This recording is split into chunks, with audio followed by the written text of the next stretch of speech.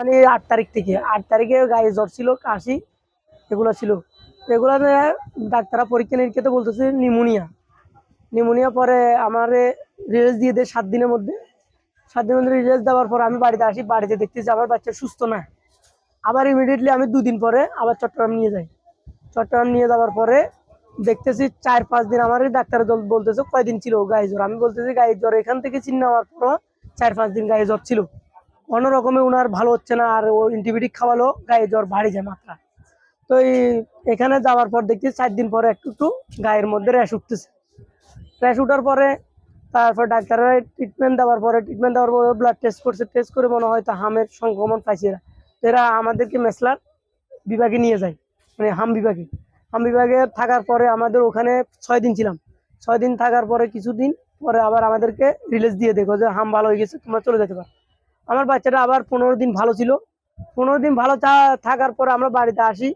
15 দিন ভালো থাকার পরে বাড়িতে আসি, বাড়িতে কিছু করার পরে আবার দেখছি যে অনেক ভয়ঙ্কর গায়ে জ্বর, আর শ্বাসটা বাড়ে যায়, শ্বাস নিঃশ্বাস নিতে পারতেছে না, বাচ্চার শ্বাস ক্ষমতা হারিয়ে ফেলতেছে।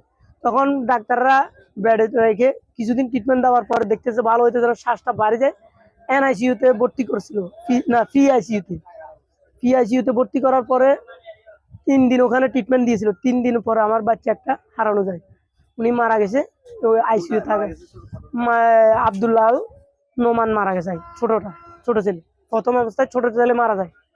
তারপর দ্বিতীয় অবস্থাতে ওই ডাক্তার বলতেছে যে বড় ছেলেটারও নাকি একই কন্ডিশন, মানে বলতেছে যে ওনারও একই রোগ, একই কাজ কারবার, ওনারা আপনার ট্রিটমেন্ট করানো, ওনাকেও ভর্তি করা দিয়েছিলাম। তো ভর্তি করার পরে পুরোপুরি আমরা ওনার ট্রিটমেন্ট ভালো দেখতেছি না, দেখি চলে আসছি ওখানে। কি হামও বুঝতেছি না, কিছু কি হয়েছে এটা বুঝতেছি না, আমাদেরকে বলতো না, খালি মেসলার বা হাম বিভাগে রাখতো। তো জানি যে মনে হয় নিশ্চয় হাম হয়েছে, চিকিৎসা পাইতেছি না, দেখি চলে আসছি। চলে আসার পরে আমার ওই বাবুটাকে দাফন টাফন করে আমরা আবার ঢাকায় নিয়ে যাই পিএসিতে নিয়ে যাওয়ার পরে পিএসিতে অনেক ট্রিটমেন্ট দেওয়ার পরেও ওরা বলতেছে এটা এখানে ভালো হবে না, পিআইসিইউ আমাদের এখানে নাই, তোমরা অন্য জায়গায় দেখো পিআইসিইউ পাও কিনা। আমি ঢাকা মেডিকেল দেখলাম, ধানমন্ডিতে দেখলাম, তারপরে শিশু বিভাগে দেখলাম, কোথাও পিআইসিইউ পাই নাই। না পাওয়াতে বাংলাদেশ নবজাতক সাইনবোর্ড এখানে নারায়ণগঞ্জ, এখানে নিয়ে আসছি, এখানে পাইছি। ওখান থেকে ট্রিটমেন্ট দেওয়ার 8 দিনের মাথায়, 8 দিন ছিল ওখানে। 8 দিনের মাথায় প্রথম দিনে উনি লাইফ সাপোর্টে চলে যায়, বড় মেশিনে। তো ওখান থেকে 8 দিনের মাথায় আমাদের বাবুটা ওখানে মারা যায়। ওটা আব্দুল্লাহ আল ফাহিম।